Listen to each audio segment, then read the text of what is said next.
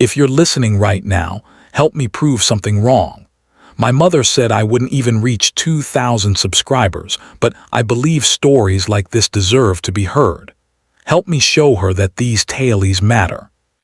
The rope burned against Maribel's wrists as the horse jolted over another rock, and she bit her tongue so hard she tasted copper. Blood mixed with the alkali dust coating her lips, turning her mouth into a paste of shame and terror. She was 15 years old, and 3 hours ago she'd been sweeping the general store in Copperhead Ridge, where her uncle worked her like an indentured servant. Now she was tied to a saddle, bouncing behind a man whose face she'd only glimpsed once, angular and weathered, with eyes the color of creek water after a storm. The other riders whooped and hollered around them, their laughter cutting through the desert air like broken glass. She counted 5 outlaws total, their horses kicking up clouds that turned the sunset into something apocalyptic and red. Her dress, already threadbare and patched, tore further with each mile, exposing her shoulder to the brutal sun that refused to die even as evening crept in. She wanted to scream, but her throat had gone dry an hour back, and pride, stupid, worthless pride, kept her silent. The man whose horse she shared hadn't spoken a single word since he'd grabbed her from behind the store, one calloused hand over her mouth, the other around her waist. She dropped the broom. That detail haunted her now, the broom clattering against the dirt, still visible as they rode away, a wooden witness to her kidnapping that no one would understand. Her Uncle Silas wouldn't even notice she was gone until he needed the evening inventory done. He certainly wouldn't pay a ransom. The man had made it clear since her parents died that she was nothing but an obligation, a burden he fed out of Christian duty and worked to the bone to earn her keep. The outlaws probably didn't know that. They probably thought someone would pay gold to get her back. The irony tasted more bitter than the blood. Maribel's mind raced through possibilities. Escape seemed impossible with her hands bound, and 5 armed men surrounding her. Death felt closer than it ever had, a dark companion riding alongside this nightmare. The landscape changed as they rode, the flatlands giving way to red rock formations that jutted from the earth like broken teeth. Shadows pooled in the crevices, turning the stone into something ancient and indifferent to human suffering. Maribel's body ached in places she didn't know could ache, her hips screaming from the saddle, her shoulders burning from the unnatural angle of her bound arms. The man in front of her sat rigid, his back straight despite hours of riding, his breathing steady and controlled. Once, when the trail narrowed and the horse stumbled slightly, his hand moved back instinctively to steady her, catching her before she could slide sideways. The touch lasted only a second, but it confused her. Kidnappers weren't supposed to care if you fell. That small gesture planted a seed of uncertainty in her terror. The other outlaws seemed rougher, meaner. The one with the scar across his nose had looked at her with hunger that made her skin crawl, and the youngest one, maybe 17, kept grinning at her with teeth too white and intentions too dark. As the sun finally surrendered to the horizon, the group slowed. The leader, a massive man with a beard like tangled wire and a voice that sounded like grinding stones, called out for them to make camp. They'd reached a canyon where a thin stream cut through rock, creating a natural shelter beneath an overhang. The horses were led to water, and Maribel was pulled roughly from the saddle by the scarred man, his fingers digging into her arm hard enough to bruise. She stumbled, her legs numb and useless after hours of riding, and fell to her knees in the dirt. Laughter erupted from the group. The humiliation burned hotter than any physical pain. She kept her eyes down, staring at her hands, still bound, still helpless. Then boots appeared in her vision, worn leather, covered in trail dust, stopping directly in front of her, the man from the horse. She didn't look up, but she heard him clearly when he spoke his first words to her. His voice was quieter than she expected, rough but not cruel, carrying an accent she couldn't place. "Get up, girl," he said, not unkindly. "Night's gonna be cold and you'll need your strength." He cut the ropes around her wrists with a knife that appeared and disappeared so fast she barely saw it. Blood rushed back into her hands, bringing pins and needles that made her gasp. He stepped back, giving her space, and she finally looked up at his face. He was younger than she'd thought, maybe 25, maybe 30, with sun-damaged skin and those strange gray-green eyes that held something she couldn't name. Not pity. Not desire. Something else. Something that terrified her more than cruelty would have because she didn't understand it. The other outlaws were building a fire, arguing about watch shifts, passing a bottle between them. The leader called out, "Dorian, stop coddling the merchandise." The man Dorian didn't respond, just held her gaze for one more second before turning away, leaving Maribel kneeling in the dirt of a nameless canyon, wondering if she'd see sunrise, and if she did, what new horror it would bring. 6 months before the kidnapping, Maribel had buried her mother beside her father in the Copperhead Ridge Cemetery on a Tuesday that refused to rain despite the clouds. She was 14 and newly orphaned, standing in a black dress 2 sizes too big that belonged to the undertaker's wife who'd taken pity on her. Her uncle Silas stood 5 feet away, not beside her, his face arranged in appropriate mourning but his eyes calculating something else entirely. After the last prayer, after the neighbors had dispersed with their empty condolences, Silas had cleared his throat and told her the arrangement. She'd live above his store, work to earn her room and board, and consider herself fortunate he was Christian enough to take her in when blood obligation didn't strictly require it. Her mother's sister had married Silas purely for security after her first husband died, and even she had passed 2 winters back, leaving Silas alone with his ledgers and his judgment. Maribel had nodded, numb with grief, not understanding yet what her life was about to become. The store smelled of tobacco and leather, and the particular sourness of men's work clothes. Her room was barely larger than a closet, with a cot and a wash basin and a window that looked out onto nothing but alkali dust and distant mountains. The work began immediately. Before dawn, she'd haul water from the pump behind the store, heat it for Silas's shaving, prepare his breakfast, eggs and bacon he bought from the restaurant down the street because he didn't trust her cooking. Then she'd sweep the store, stock shelves, take inventory, serve customers while Silas watched her from behind the counter like she might steal from the till. Afternoons meant mending the canvas covers on the wagons in the back lot, washing windows, scrubbing floors, organizing the storeroom where mice nested in the corners and the heat made her dizzy. Evenings were for inventory books, numbers she had to copy in perfect script while Silas checked her work and marked every error with a heavy sigh. She ate leftovers after he'd finished, usually cold, usually small portions because he reminded her constantly how much she cost him. Other girls in town went to school, wore clean dresses, walked with their mothers to church socials.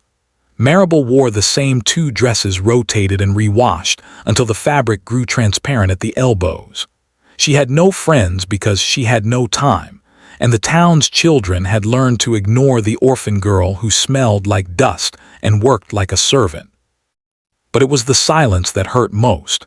Silas never spoke to her except to give orders or criticize. No good morning, no how are you.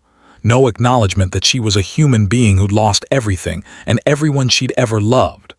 Sometimes, late at night, she'd press her face into the thin pillow and cry so quietly even she could barely hear it, terrified he'd hear through the floorboards and consider her ungrateful. Her mother had been warm and laughing, always singing while she cooked, always ready with stories about when Maribel was small. Her father had worked the copper mines before the collapse, strong and steady, teaching her to read using his one precious book of poetry. They'd been poor but happy, their tiny house filled with love that made poverty feel like nothing. Now that house belonged to someone else, and everything her parents owned had been sold to pay their debts, leaving her with nothing but memories and a relative who saw her as an inconvenience. She thought about running away, but where would she go? A 14-year-old girl alone would face worse than unpaid labor. At least here she had a roof and food, even if both came with the price of her dignity. The day she turned 15, no one mentioned it. She knew because she'd marked it secretly on the calendar in the storeroom, a tiny pencil dot beside the date that only she understood. That morning, she'd served a customer who asked Silas if she was his daughter. He'd laughed, actually laughed, and said, No, just my sister's orphaned girl, doing my Christian duty. The customer had nodded approvingly, and Maribel had felt something harden inside her chest, some last soft part of her childhood calcifying into bitterness. She finished the transaction, took the coins, made change, smiled because Silas required her to smile at customers. Then she'd gone out back with the broom and swept the same patch of dirt 3 times because the alternative was screaming. That's where she was, behind the store, sweeping compulsively, when she heard the horses.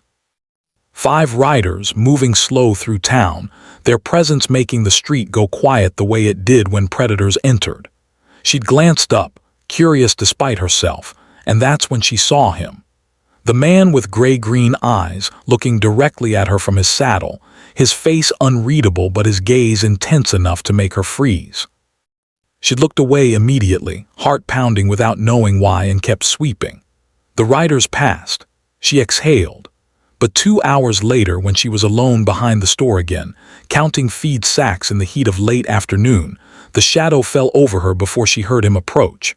A hand covered her mouth, strong and smelling of leather and gunpowder, and an arm circled her waist, lifting her off her feet as easily as picking up a sack of flour. She tried to scream, tried to fight, but he was too strong and too fast. The broom fell. She heard it clatter against the dirt, the sound impossibly loud in her panic. Then she was on a horse, rope burning her wrists, the town disappearing behind her in a cloud of dust while her Uncle Silas remained inside his store, probably not even aware yet that his unpaid labor had just been stolen by outlaws. In that moment, terror mixed with something she'd never admit, a wild, horrible relief that anything was changing, even if the change might kill her. The fire crackled and spit sparks into the darkness while Maribel sat exactly where Dorian had left her, too frightened to move without permission. The outlaws had settled into their camp with the ease of men who'd done this 100 times, bedrolls spread, coffee brewing in a battered pot, jerky passed around along with that bottle of whiskey that made them louder as the night deepened. She watched them from beneath her lashes, trying to understand the hierarchy, the dangers, the possibilities of survival. The leader they called Rake dominated the space, his laugh booming off the canyon walls, his stories crude and violent. The scarred one was Lennox, and he kept looking at her with an intensity that made her want to disappear into the rock face. The young one with the white teeth was Cricket, and he seemed eager to prove himself to the older men, his bravado covering something nervous underneath. The other 2 were quieter, Ames, older and weathered, who barely spoke, and Sullivan, who had a bandage around his hand and looked perpetually angry about it. And then Dorian, who sat slightly apart from the group, cleaning his rifle with methodical precision, his eyes occasionally flicking toward her but never holding contact for long. Rake stood suddenly, stretching his massive frame, and walked toward her with deliberate slowness. Maribel's entire body went rigid. He crouched down in front of her, close enough that she could smell the whiskey on his breath and see the gaps where teeth had been knocked out. "You know why you're here, little girl?" he asked, his voice surprisingly conversational. She shook her head, not trusting her voice. Rake grinned, the expression making him look more skull than man. "Your uncle's sitting on a nice piece of land just outside town. Railway wants it. He won't sell, so we're gonna motivate him." He reached out and touched her hair, and Maribel flinched so violently she nearly fell backward. Rake laughed, delighted by her fear. "We'll keep you alive long as he cooperates. After that," he shrugged, the gesture somehow more threatening than any explicit threat could be. "Well, after that depends on how entertaining you are." The other men laughed except for Dorian, who continued cleaning his rifle without looking up. Rake stood and returned to the fire, leaving Maribel shaking so hard her teeth chattered despite the residual heat still radiating from the canyon walls. Night deepened and the temperature dropped with shocking speed. Maribel had no blanket, no jacket, nothing but her torn dress and the knowledge that hypothermia could kill her before these men decided her fate. She wrapped her arms around herself, trying to preserve body heat, but the desert cold was merciless. Her breath came out in visible puffs, and she couldn't stop shivering. The outlaws seemed unbothered, wrapped in their bedrolls, the fire keeping them comfortable while she froze 10 feet away. She wondered if this was part of the cruelty. Let the cold soften her up, make her desperate enough to beg. She wouldn't beg. She'd die first. At least that's what she told herself while her body betrayed her with violent shakes. Then something heavy and warm landed on her shoulders. She jumped, gasping, and looked up to find Dorian standing over her. He dropped his own blanket onto her, the wool still carrying his body heat. "Don't freeze to death before your uncle pays," he said quietly, his tone flat, as if this were purely practical. Before she could respond, he walked back to his spot and lay down on his bedroll without any covering, apparently content to endure the cold himself. The gesture confused her more than cruelty would have. Maribel pulled the blanket tighter, inhaling the scent of wood smoke and something else, soap maybe, an incongruous cleanliness in this violent company. Across the fire she saw Lennox watching the exchange, his scarred face twisted in disgust. "You getting soft, Dorian," he called out. "That merchandise ain't worth freezing over." Dorian didn't respond, didn't even open his eyes. Rake spoke instead, his voice carrying warning beneath the amusement. "Dorian's got his own code. We all know that. Long as he pulls his weight when it matters, he can baby the girl if it makes him feel righteous." Laughter rippled through the group, but Maribel heard the edge in it. These men respected Dorian's skill enough to tolerate his differences, but that tolerance had limits. She pulled the blanket up to her chin and tried to make herself invisible, which was impossible when you were the only thing 5 violent men were interested in. Sleep seemed impossible, but exhaustion eventually dragged her under. Her last conscious thought a confused tangle of terror, and that inexplicable blanket warming her shoulders. She woke to someone kicking her foot, not hard, but enough to jolt her from dreams of her mother's kitchen into the nightmare of her present. Dawn was breaking, painting the canyon walls in shades of rust and gold that would have been beautiful if she weren't a prisoner. Cricket stood over her, grinning that unsettling grin. "Get up, princess. We're moving." She scrambled to her feet, the blanket falling away, and immediately the cold bit into her. Cricket grabbed her arm, his grip tight enough to hurt, and pulled her toward the horses. The camp was already breaking down with practiced efficiency. Fire extinguished, bedrolls tied, all evidence of their presence erased. Dorian was saddling his horse, his back to her, and she wanted to thank him for the blanket, but the words stuck in her throat. How do you thank your kidnapper for basic kindness? What did that even mean? Cricket pushed her toward Dorian's horse, and she understood the arrangement would continue. She'd ride with him, not the others. Relief flooded through her, shameful but undeniable. Better the quiet one than Lennox with his hungry eyes or Rake with his casual cruelty. Dorian mounted without acknowledging her, then reached down. She took his hand, and he pulled her up behind him in one smooth motion. They rode for 3 more days through landscapes that shifted from canyon to scrubland to foothills where pine trees appeared like promises of civilization. Maribel learned the rhythm of silence, how to anticipate when the group would stop, how to make herself small and unobtrusive, how to accept the small mercies Dorian offered without drawing attention to them. He shared his water without her asking, gave her jerky when the others weren't watching, and once, when Lennox rode too close and made a comment about her legs, positioned his horse between them without saying a word. The other men noticed but said nothing, though Lennox's resentment grew more palpable each day.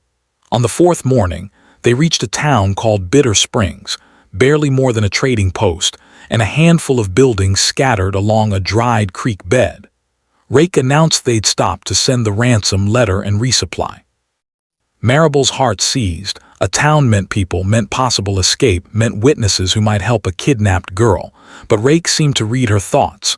He rode close, leaned down, and spoke directly into her face. "You run, we burn Copperhead Ridge. You scream, we kill whoever comes to help. Your uncle ain't the only one who'll suffer for your stupidity. Understand." She understood. These men had nothing to lose and enjoyed causing pain. Any attempt at escape would result in massacre, and the blood would be on her conscience.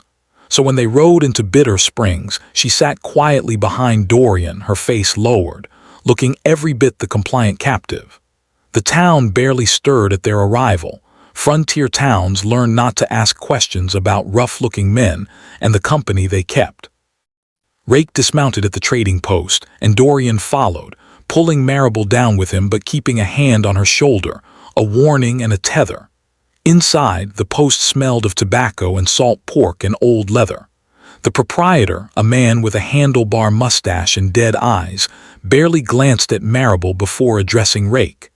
"Need supplies and a letter delivered," Rake said, dropping coins on the counter. The proprietor nodded, produced paper and ink, and Rake bent to write with surprising delicacy for such a brutal man. Maribel tried to see what he wrote, but Dorian's hand tightened on her shoulder, a subtle command to stop looking. When Rake finished, he sealed the letter and handed it over. "Copperhead Ridge. Man named Silas Merrick. Make sure he gets it personal." The proprietor took the letter without comment, money changing hands, complicity established. They left Bitter Springs within an hour, supplies replenished, Maribel's hope of rescue evaporating with each mile. The terrain grew rougher as they climbed into foothills, following trails that seemed to exist only in Rake's memory. By evening, they reached a cabin hidden in a grove of pines, so remote it felt like the edge of the world. "Home sweet home," Rake announced, dismounting with a groan. The cabin was larger than Maribel expected, well-maintained, with a stone chimney and glass windows that suggested permanence. This wasn't just a hideout. This was a base of operations. Inside, the space was divided into a main room with a hearth and table, and two smaller rooms off to the sides. The men claimed their spaces with the ease of routine, Rake taking one room, Ames and Sullivan the other, while Cricket and Lennox spread bedrolls in the main room. Dorian pointed Maribel to a corner where a spare bedroll lay. "Stay there unless told otherwise," he said, then left her to join the others outside where they were tending horses. She sank onto the bedroll, her body aching from days of riding, her mind struggling to process this new prison. At least the cabin had walls. At least she wasn't freezing under open sky. The days that followed established a routine that was somehow worse than the chaos of travel. Maribel was put to work cooking and cleaning, tasks she knew from her uncle's store but now performed under constant scrutiny. The men tested her in small ways, Cricket accidentally spilling coffee for her to clean, Lennox making crude comments to see if she'd react, Sullivan expecting meals at specific times with ingredients that barely existed. Only Rake and Dorian left her mostly alone. Rake because he considered her beneath his direct attention now that his letter was sent. Dorian because he seemed to consider her a problem he'd rather avoid. She learned the cabin's rhythms. Mornings belonged to Rake planning whatever crimes they'd commit next. Afternoons to the men leaving for work she wasn't privy to. Evenings to drinking and card games that sometimes turned violent. She learned to read the danger signs. When voices got too loud, when Lennox's eyes got too focused, when Cricket's bravado masked something darker. And she learned that Dorian always positioned himself between her and the worst of it, never obviously, never acknowledged, but consistently there like a wall she hadn't asked for but desperately needed. 2 weeks into her captivity, everything changed. Rake returned from town alone one afternoon, his face thunderous, holding a letter that he threw onto the table with enough force to rattle the tin cups. "Your uncle," he said, looking at Maribel with disgust, "says he don't have the land no more. Says he sold it last month to settle debts. Says we grabbed the wrong girl at the wrong time." The words didn't make sense at first. Then the implications crashed over her like ice water. She was worthless to them. No ransom was coming because there was nothing to ransom her for. The land that motivated her kidnapping didn't exist anymore. Silas had probably sold it and kept working her like a slave anyway because he was too cheap to hire real help. The irony would have been funny if terror wasn't flooding her veins.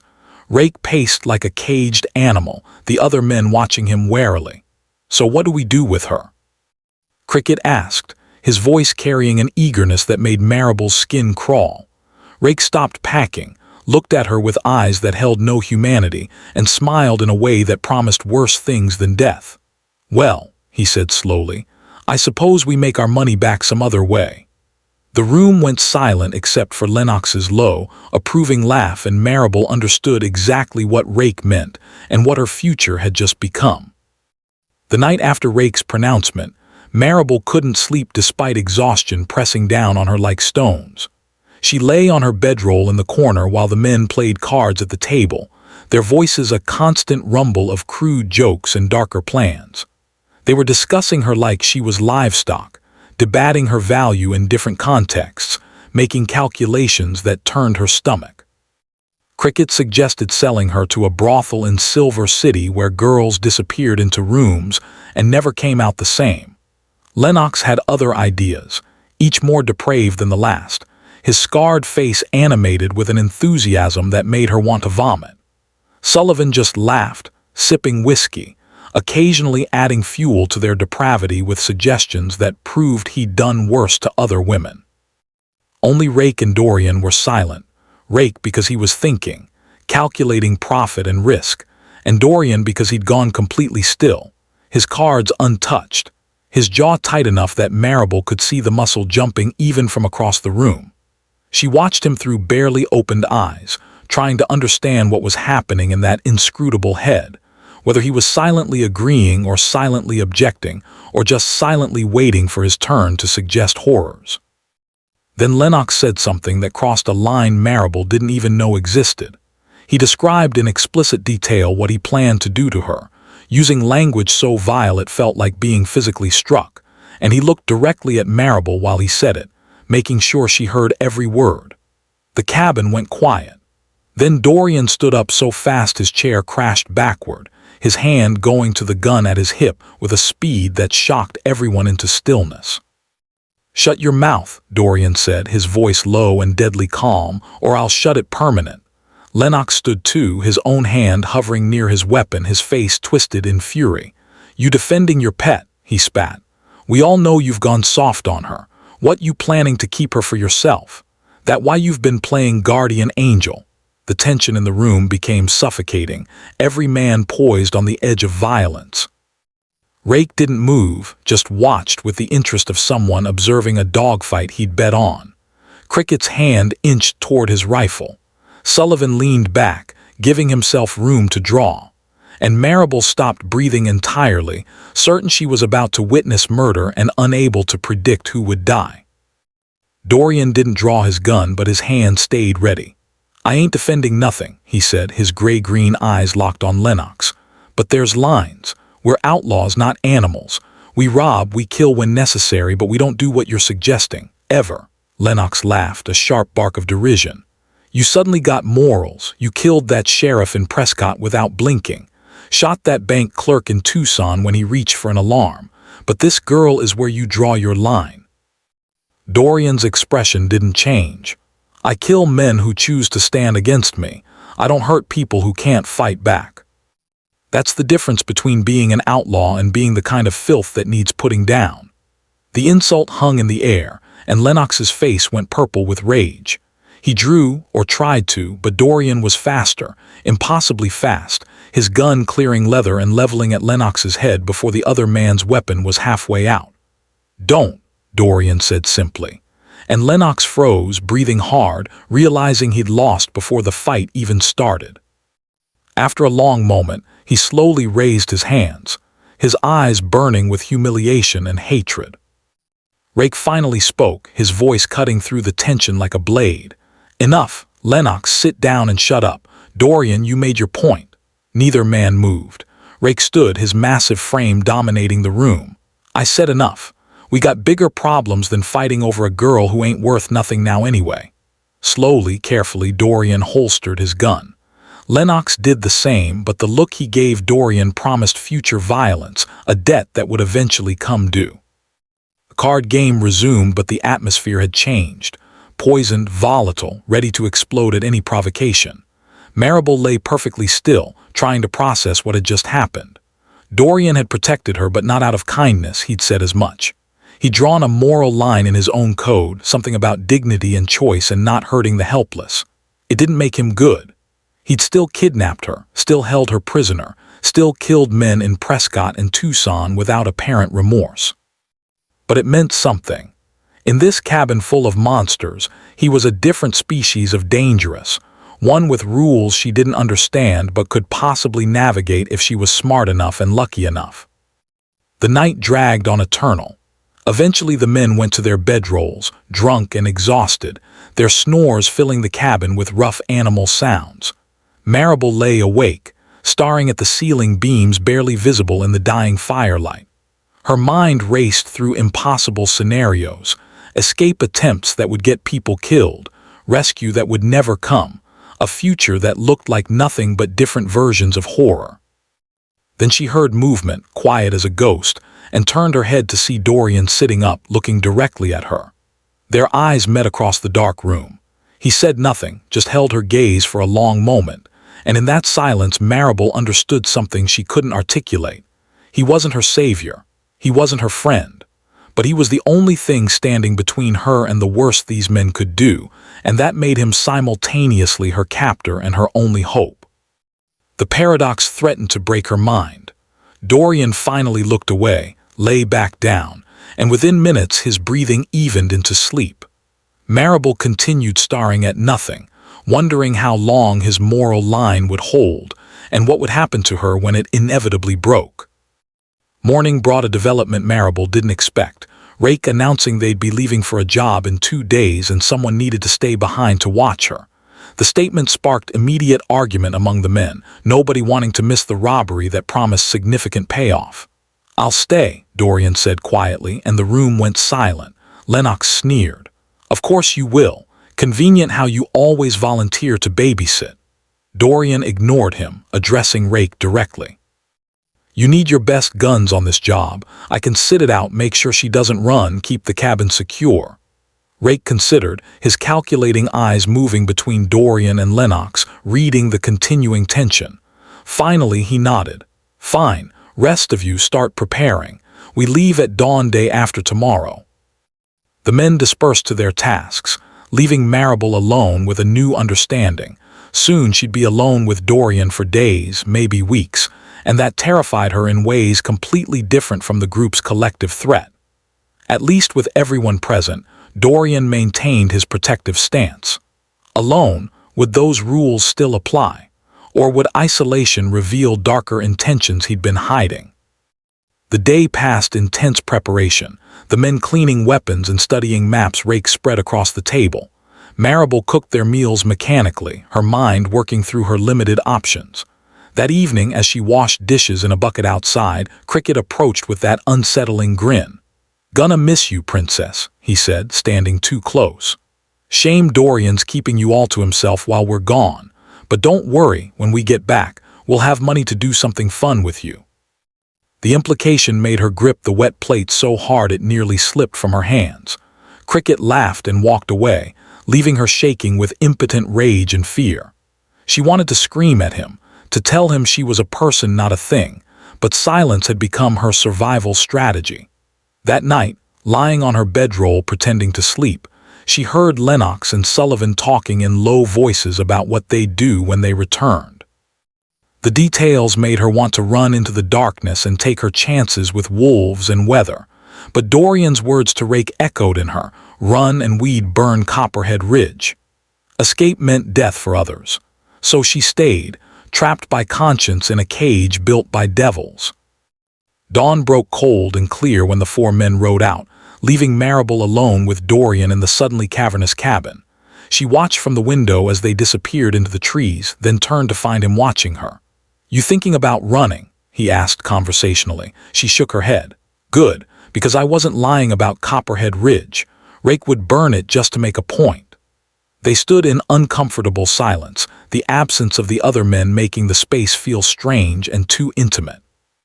Finally Dorian moved to the table, pulled out 2 cups and poured coffee from the pot on the hearth. He pushed one toward her, the first time anyone had offered her anything rather than ordering her to take it. "Sit," he said. It wasn't quite an invitation, but wasn't quite a command either. Maribel sat, wrapping her hands around the warm cup, waiting for whatever came next. Dorian settled across from her, and for the first time since her kidnapping, looked at her like she was a person rather than a problem. "How old are you?" he asked. 15, she whispered.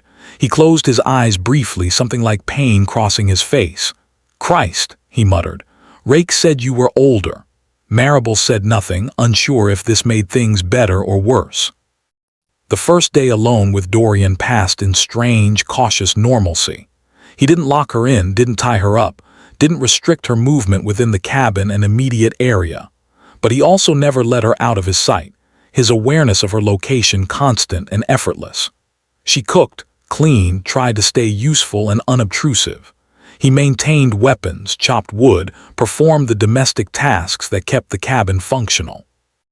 They barely spoke except for necessary exchanges: food's ready, water needs hauling, fire's dying. But the silence wasn't hostile, just uncertain, two people navigating an impossible situation without clear rules.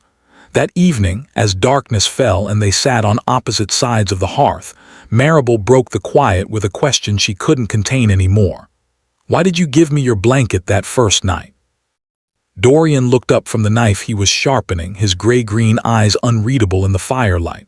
For a long moment she thought he wouldn't answer.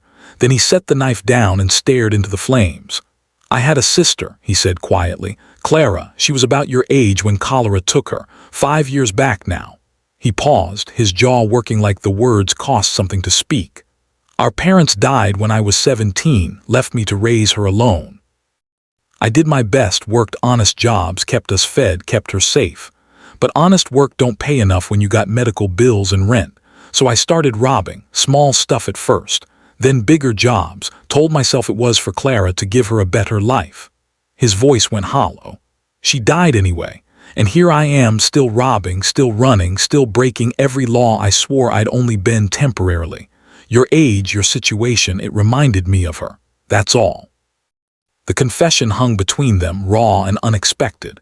Maribel didn't know what to say to a man who just revealed the wound that drove him to outlawry. "I'm sorry," she finally whispered. Dorian shook his head. "Don't be. It don't change what I am or what I've done. Don't make me good." He picked up his knife again, resuming the methodical sharpening. "But it's why I won't let them hurt you the way they're planning. Clara deserved better than she got. You deserve better than being their entertainment." Maribel felt tears prick her eyes, not from fear this time, but from the strange, impossible compassion in his words. This man had kidnapped her, held her prisoner, threatened her town. Yet he was offering protection rooted in his own grief. The complexity of it overwhelmed her limited experience. "What happens when they come back?" she asked.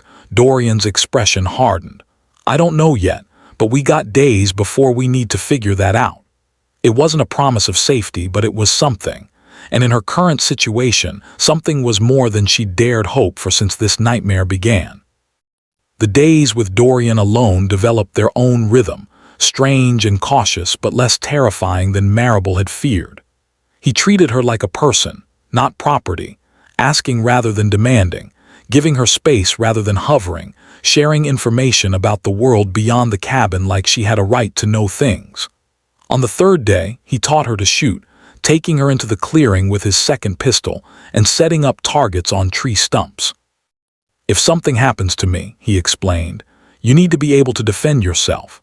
The wilderness out here will kill you as fast as bad men will." She'd held the gun awkwardly, its weight surprising, and missed every shot the first dozen tries. But Dorian was patient, adjusting her stance, teaching her to breathe and squeeze rather than jerk the trigger.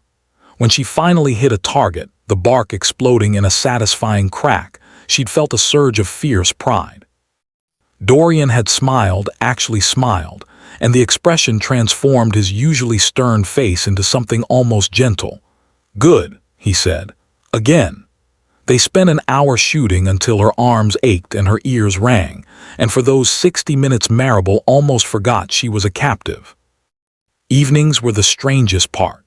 With the other men gone, Dorian talked more, telling stories about his sister, about the jobs that had gone wrong, about the West before civilization started creeping across it with railroads and law. He never glorified his choices, never pretended to be anything but a criminal, but he explained the logic that had led him here: desperation, then necessity, then habit until honest life seemed impossible to return to. Maribel found herself talking too about her parents, about the cruelty of her uncle, about the loneliness that had consumed her life before the kidnapping. "Sounds like you were already a prisoner," Dorian observed one night. "Just traded one cage for another." The words stung because they were true. She'd had no freedom with Silas, no future, no hope of anything better. At least here, in this impossible situation, someone was treating her like she mattered. The thought made her feel guilty and confused, like she was betraying herself by finding any comfort in her captor's company. But humans were adaptable creatures, and after weeks of terror, kindness felt like water in a desert even when it came from the wrong source. On the fifth night, Maribel made a decision that surprised even herself. After dinner, as Dorian cleaned dishes and she sat by the fire, she asked, "What if I stayed?" The words came out before she could stop them, and Dorian froze, his back to her. "Stayed," he repeated, "here with you. What if when they come back you told them you'd bought me from the group, that I was yours and they couldn't touch me?" The silence stretched so long she thought he wouldn't respond. Then he turned, his face a storm of conflict. "Maribel, that's not—" He stopped, rubbed his hand over his face. "You don't want to stay with outlaws. You want a real life, education, safety, a future that don't involve running from the law." She stood, surprising herself with her own boldness. "What future, going back to my uncle who worked me like a slave? Hopping some man in Copperhead Ridge marries me for cheap labor. At least here you see me as a person. At least here I'm learning things. At least here," her voice broke. "At least here someone cares if I freeze or starve or get hurt." Dorian crossed the room in 3 strides, gripping her shoulders but gently, his eyes searching her face with an intensity that made her breath catch. "You're 15 years old and you've been terrorized for weeks. What you're feeling ain't real. It's survival instinct. Your mind trying to make sense of impossible circumstances by latching onto the least dangerous option. In a year, 5 years, you'd hate yourself for this choice and you'd hate me for allowing it." His words made logical sense, but Maribel shook her head, tears streaming now. "You don't understand. I've been nobody's priority my whole life. My parents loved me, but they died. My uncle saw me as a burden. Your friends saw me as something to use. But you gave me your blanket, you protected me, you taught me to shoot, you talked to me like I had thoughts worth hearing. Maybe that's just survival instinct, but it's more than anyone else ever gave me." Dorian's grip loosened, his expression crumbling into something painful. "Maribel, I kidnapped you. I took you from your life, tied you up, dragged you across the desert. I'm not good. I'm not your savior. I'm just less terrible than the alternatives, and that ain't the same as being worth staying for." The argument dissolved into tears on Maribel's part and helpless silence on Dorian's. Eventually he guided her back to her bedroll, brought her water, sat nearby until her crying subsided into hiccups and exhaustion. When she finally looked up, his face was drawn and tired.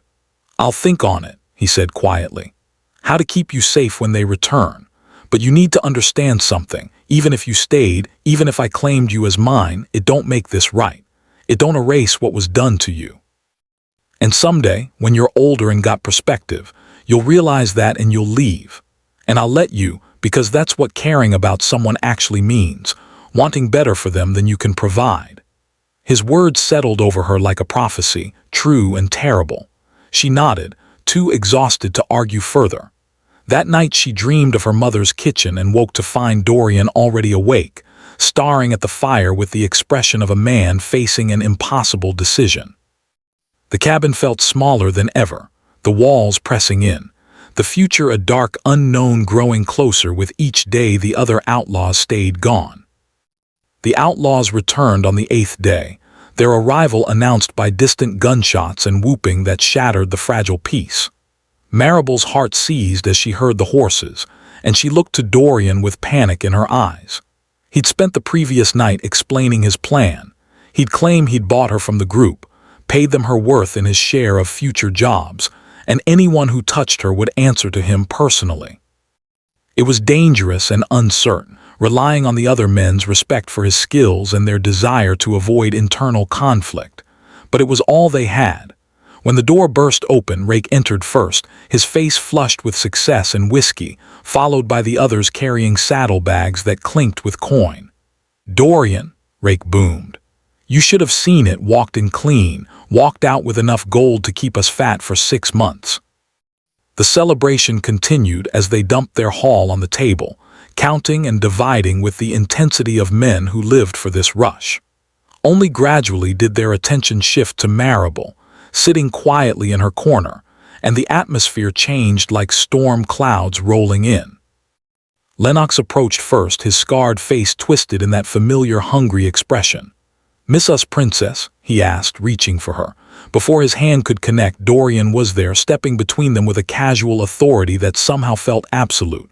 "She's off limits," Dorian said, his voice carrying that deadly calm that preceded violence. Lennox laughed. "That again? You think you can protect her forever?" Dorian's expression didn't change. "Not protecting her. I bought her. She's mine now. Paid her value in my share of the next 3 jobs. Anyone touches her, they're stealing from me, and we all know how we handle thieves." The claim hung in the air while the other men processed this development. Rake's eyes narrowed, his calculating mind working through implications. "That right?" he asked. "You claiming ownership?" Dorian nodded. "That's right. She cooks, cleans, earns her keep, but she's under my protection and nobody touches her without going through me." Sullivan laughed. "Going soft in your old age, Dorian." But there was nervousness in his voice. Everyone knew Dorian's reputation, his speed, his willingness to kill when his lines were crossed. Cricket spoke up, his young face twisted in confusion and resentment. "That ain't fair. We all risked our necks grabbing her. She should be shared property." The words made Maribel's stomach turn, but Dorian's response was ice cold. "Then you should have claimed her when you had the chance." "I did. She's mine. You want to dispute it, we can settle this outside right now." He let his hand rest on his gun. The gesture casual but unmistakable. Cricket went pale, his bravado evaporating. Nobody wanted to draw on Dorian, not even Lennox for all his hatred. Rake watched the whole exchange with narrowed eyes, then finally shrugged. "Fine, she's yours, but you paid for her with future shares, so you better pull your weight on every job from now on. No more sitting out to babysit. She comes with us or stays alone, your choice." Dorian nodded, accepting the terms. The tension diffused slightly, the men returning to their celebration, but Maribel saw the looks they shot her way. Resentment, calculation, promises that this wasn't over. She'd been claimed as property to protect her from being used as property, and the irony of that protection made her head spin. That night, the cabin filled with drunk outlaws celebrating their success. Dorian pulled Maribel aside to the small storage room off the main space. "This is where you sleep now," he said quietly. "I'll sleep in front of the door. Nobody gets to you without going through me." The room was tiny, barely large enough for a bedroll and a trunk, but it had a door, and that meant privacy she hadn't had since her kidnapping. "Thank you," she whispered. Dorian looked uncomfortable. "Don't thank me. This ain't kindness, it's necessity. You're safer as my property than as their entertainment, but it's still wrong. You understand that, right?" She nodded, even though her feelings were far more complicated than simple understanding. This man had saved her by claiming her, protected her by owning her, and somehow in that twisted logic she felt safer than she'd felt in years. "I understand," she said, not sure if she was lying or telling the truth. Dorian started to leave, then paused. "Maribel, when you get the chance to leave this life, take it. Don't let gratitude or fear or whatever you're feeling trap you here. Promise me." She promised, another statement she wasn't sure she meant, and he closed the door, leaving her alone in the dark with her confusion and relief tangled too tight to separate. The next morning brought new rules and new tensions. Maribel was Dorian's responsibility now, which meant cooking primarily for him, cleaning his space, staying close when the others were around. The arrangement felt disturbingly like marriage without any of the ceremony or consent, but it also meant Lennox couldn't corner her alone. Cricket couldn't make his crude suggestions. Sullivan couldn't grab at her when she passed. Dorian maintained professional distance, treating her with the same quiet respect he'd shown during their days alone, never touching her beyond what was necessary, never demanding anything beyond domestic labor she'd been doing anyway. But the other men's resentment grew like poison in the cabin's atmosphere. They'd lost their toy, and every day that passed without Dorian slipping up, without him proving unworthy of his claim, made their frustration more palpable. Maribel knew this couldn't last forever. Eventually something would break: Dorian's protection, the fragile peace, or her own sanity trying to navigate this impossible situation. She just didn't know which would crack first. 3 weeks after the men's return, Rake announced another job: a stagecoach carrying payroll for a mining operation, vulnerable on a remote stretch of road. This time Dorian couldn't sit out his bargain requiring his participation. The question became what to do with Maribel. She comes with us, Rake decided. Can't leave her alone to run off and can't spare anyone to guard her. Dorian objected immediately. She'll slow us down, be a liability. But Rake's expression brooked no argument. Should have thought of that before claiming her. She's your problem, bring her or forfeit your share. So Maribel found herself on horseback again, riding behind Dorian toward violence she'd only witnessed secondhand until now. The journey took 2 days, the men edgy with pre-robbery tension, their casual cruelty toward each other intensifying. Lennox used every opportunity to undermine Dorian's authority, making snide comments about his wife, suggesting his protection of her showed weakness. Dorian ignored most of it, but Maribel saw the tension building in his shoulders, the way his hand lingered near his gun more often. They reached the ambush point at dawn, a canyon where the road narrowed between steep rock walls, perfect for trapping a stagecoach. Rake positioned everyone with military precision: Ames and Sullivan on the high rocks, Cricket and Lennox flanking the road, Dorian at the front to stop the horses. "Girl stays back with the horses," Rake ordered, pointing Maribel to a cluster of boulders 30 yards away. "You move, you die." "Understood," she nodded, her mouth too dry to speak. Dorian caught her eye as he took his position, and something passed between them, not quite reassurance, but acknowledgement that they'd both survive this or neither would. Then the waiting began, minutes stretching into an hour, the sun climbing and heating the canyon until it felt like standing in an oven. Maribel crouched behind the boulder, her new skill with the pistol Dorian had hidden in her boot providing cold comfort. She'd never shot at a person, wasn't sure she could, but having the weapon made her feel slightly less helpless. The stagecoach appeared as a dust cloud that resolved into horses and wheels, the driver urging his team faster like he sensed danger. Rake's whistle cut the air, the signal, and everything exploded into chaos. Dorian rode out to block the road while Ames and Sullivan fired warning shots that sent the horses into a panicked rear. The driver tried to control them, yelling and pulling reins, but Cricket was already alongside, his gun pointed at the driver's head. "Stop the damn coach." The horses halted, stamping and wild-eyed, and the outlaws swarmed. Rake yanked open the door, his gun trained on the passengers, 3 men in business suits and a woman clutching a small child. "Out, now!" They stumbled from the coach, terrified and compliant, hands raised. Cricket and Sullivan searched them for weapons while Lennox climbed aboard to find the strongbox. Everything was proceeding according to plan until the driver made his fatal mistake. His hand moved toward something under his seat, slowly, carefully, thinking he was subtle. Dorian saw it first, yelled a warning, but the driver was already pulling out a shotgun. The world slowed and accelerated simultaneously. Dorian fired, his bullet catching the driver in the shoulder, the shotgun discharging into the air as the man fell backward. But his fall spooked the horses beyond control and they bolted, dragging the coach forward in a violent lurch. Cricket tried to jump clear but his boot caught, and suddenly he was being dragged alongside, screaming, his body slamming against rock and road. Sullivan ran after the coach, firing wildly, trying to hit the horses but missing. Maribel watched in frozen horror as Cricket's screams cut off abruptly, his body going limp even as the horses continued to drag him. Then the real disaster struck. One of the business passengers, forgotten in the chaos, pulled a pistol from an ankle holster and fired at Lennox. The bullet caught him in the throat, and he went down gurgling, blood spraying in an arc that painted the canyon wall.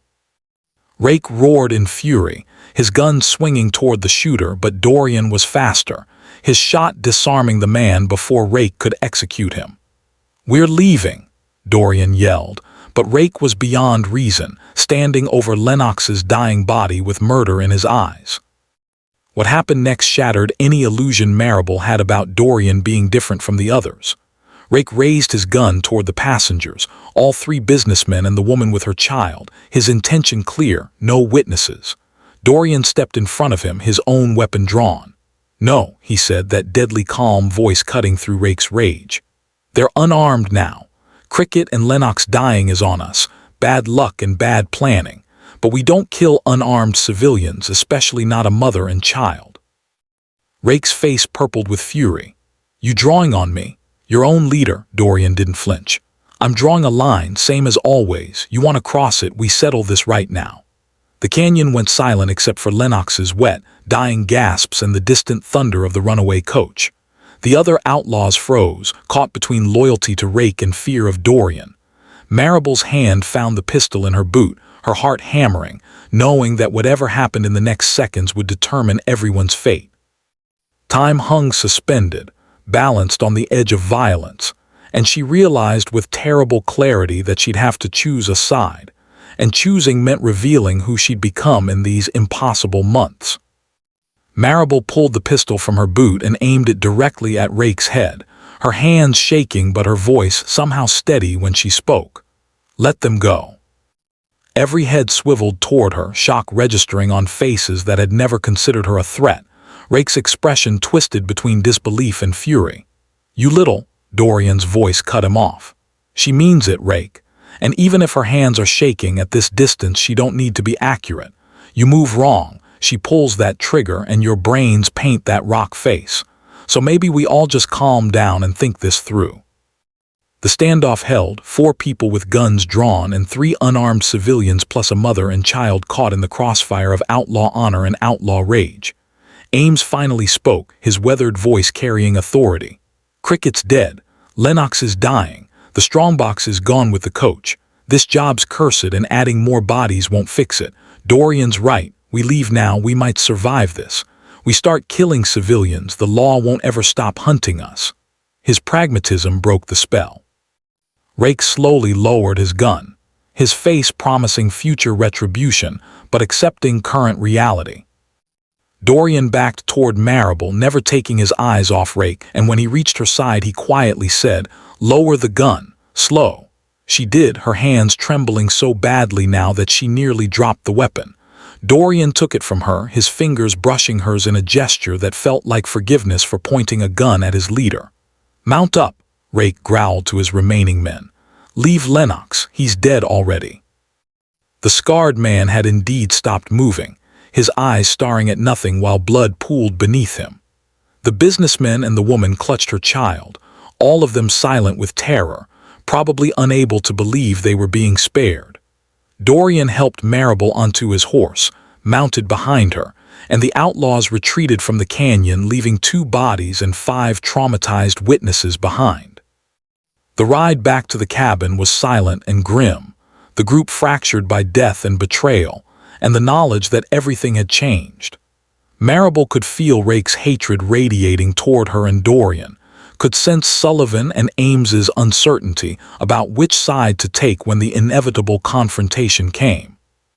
They reached the cabin as night fell and Rake dismounted with deliberate slowness, his massive frame blocking the door. "We need to talk," he said, looking at Dorian. "About loyalty, about lines, about what happens when crew members start thinking they're better than the group." Dorian dismounted, positioned Maribel behind him.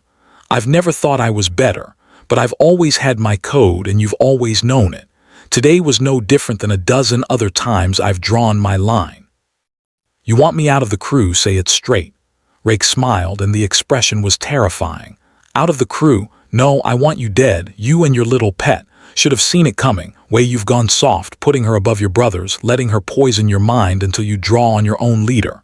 Sullivan and Ames shifted uncomfortably, neither eager to participate in what was clearly about to become a killing. "This ain't about her," Dorian said. "This is about you losing control and wanting to blame someone. Cricket died because the driver fought back. Lennox died because the passenger was armed.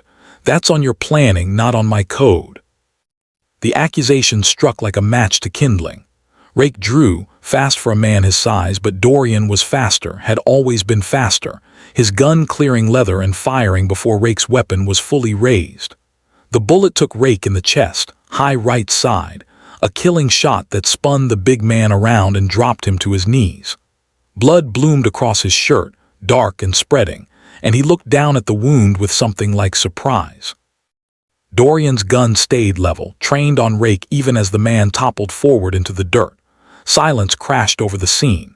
Ames and Sullivan stood frozen, their hands nowhere near their weapons, their faces showing calculation rather than grief.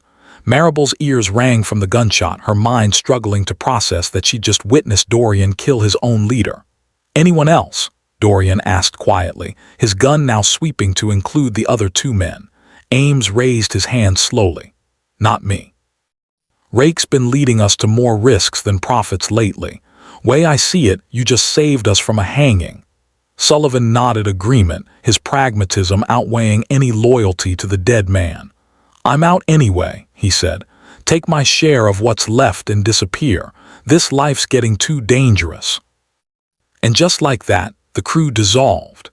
Ames and Sullivan packed their belongings, split the remaining money from previous jobs, and rode out before dawn, leaving Dorian and Maribel alone with Rake's body cooling in the yard.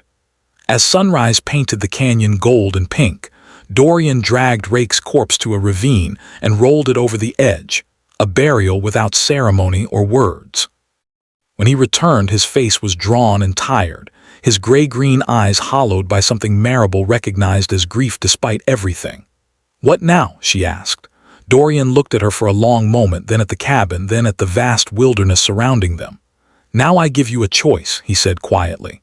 "I can take you back to Copperhead Ridge, leave you with money enough to start somewhere new, somewhere your uncle can't find you, or," he paused, seeming to struggle with the words, "or you can come with me.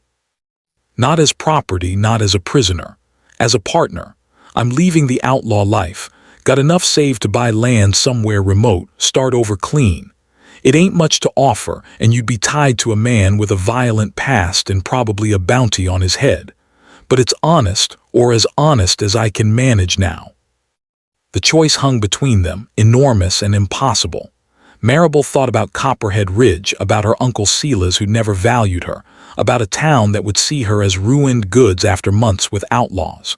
She thought about the alternative, a future with a man who'd kidnapped her but also protected her, taught her, killed for her, showed her a kind of broken kindness she'd never known. It should have been an easy decision, freedom obviously better than staying with her captor. But freedom to do what? Return to being nobody's priority, nobody's concern, just another orphan girl working herself to death in obscurity. Or choose the man who'd seen her as worth protecting even when it cost him everything. Dorian waited, his expression carefully neutral, offering her agency even as she knew he was hopping for a particular answer. Finally, Maribel spoke, her voice steady despite the enormity of what she was saying. "I'll come with you, not because I have to, but because I choose to. Because in this whole nightmare, you're the only person who ever treated me like I mattered. That's worth more than freedom to return to nothing." Dorian's careful neutrality cracked, relief, and something deeper flooding his face.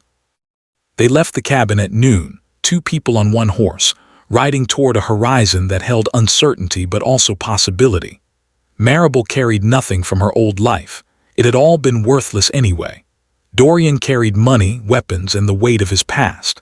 As they rode, he talked about the future he envisioned, a homestead in Montana or Wyoming, someplace remote enough that his past wouldn't follow, work that didn't involve robbery or violence, a quiet life earned through hard labor. "And you," he added, glancing back at her, "you get schooling, real education, books, teachers if we can find them, everything your uncle denied you. You learn to read and write proper, learn mathematics and history until you're educated enough that you could leave and survive anywhere if you wanted to." The offer stunned her. He was planning for her independence even as she chose dependence on him. They rode in silence for a while, the landscape changing from desert to grassland, and Maribel realized that somewhere in the past months she transformed from the terrified girl who dropped a broom to someone who could aim a gun at a killer, and demand mercy for strangers.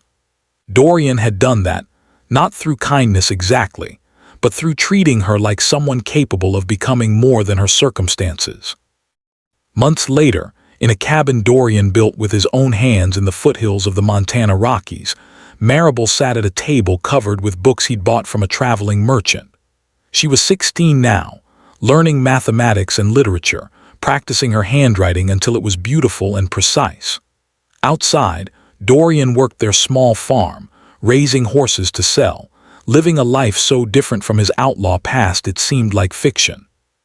Some nights, sitting by the fire, she'd catch him watching her with an expression she'd learned to recognize, part protector, part partner, part something neither of them would name because naming it made the origin of their relationship too complicated to bear. They existed in an undefined space. Not quite family, not quite romantic, something forged in trauma and transformed through choice into a partnership that worked despite its impossible beginning. The law never came for Dorian. Rake's crew had dissolved too completely, his crimes too remote to warrant pursuit in a territory with fresh violence every day. And Maribel learned, studied, grew strong and educated until one day she realized she could leave if she wanted. She had skills, knowledge, money Dorian had saved for her, and the absolute freedom to walk away. She chose to stay, but it was a choice made freely now, not from captivity or fear or gratitude alone. She stayed because somewhere in the canyon of their shared violence and survival, she and Dorian had built something neither of them expected. A kind of broken family, damaged but real, founded on the ruins of kidnapping, and transformed through the unexpected kindness of a man who'd drawn his line in the dirt and refused to cross it even when it cost him everything.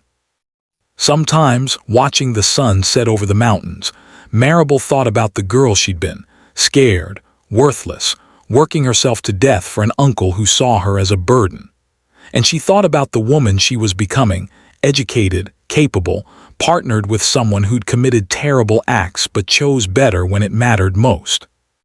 The journey from kidnapped victim to willing participant in this strange life had been impossible to predict, morally complicated beyond any simple judgment, but ultimately hers.